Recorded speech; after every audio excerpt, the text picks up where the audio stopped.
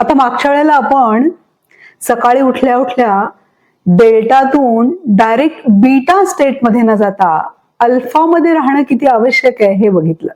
ती स्टेट जी आहे ती आपल्याला दिवसभरामध्ये मेंटेन करायची आहे.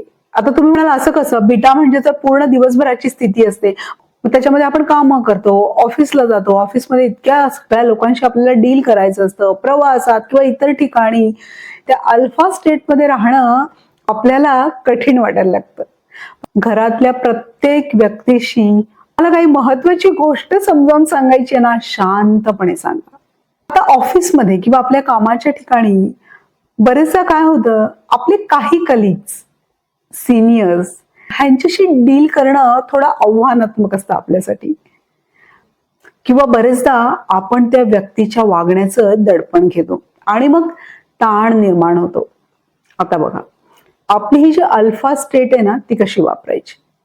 दिवसभरातनं दर 2 तासांनी सहज म्हणून 1 मिनिट डोळे बंद करायचे आणि आपण सकाळी जी ध्यानधारणा केली आहे ना तिचा 1 मिनिट अनुभव घ्यायचा. असं केलं ना तर ती जी अल्फा स्टेट आहे ना ती आपण काही प्रमाणात का होईना मेंटेन ठेवू शकतो. विश्वास ठेवा. एखाद्या व्यक्तीशी डील करताना तुम्हाला थोडं दडपण आलंय, अशा वेळेला काय करायचं, क्षणभर थांबा आणि 5 दीर्घ श्वास घ्या. त्याच्याने ताण लगेच कमी होईल.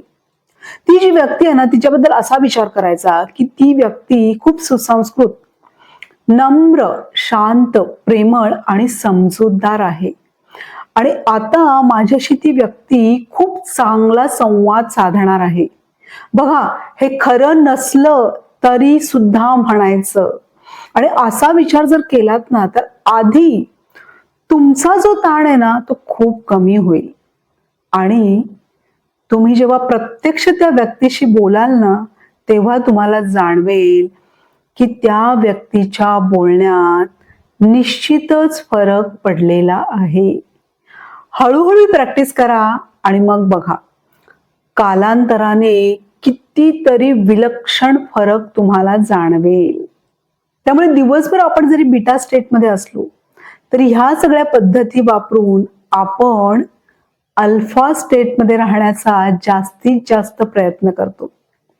त्यामुळे याचा खूप चांगला परिणाम आपल्या आरोग्यावर होतो आणि आपलं आयुष्य अधिकाधिक आनंदी होतं.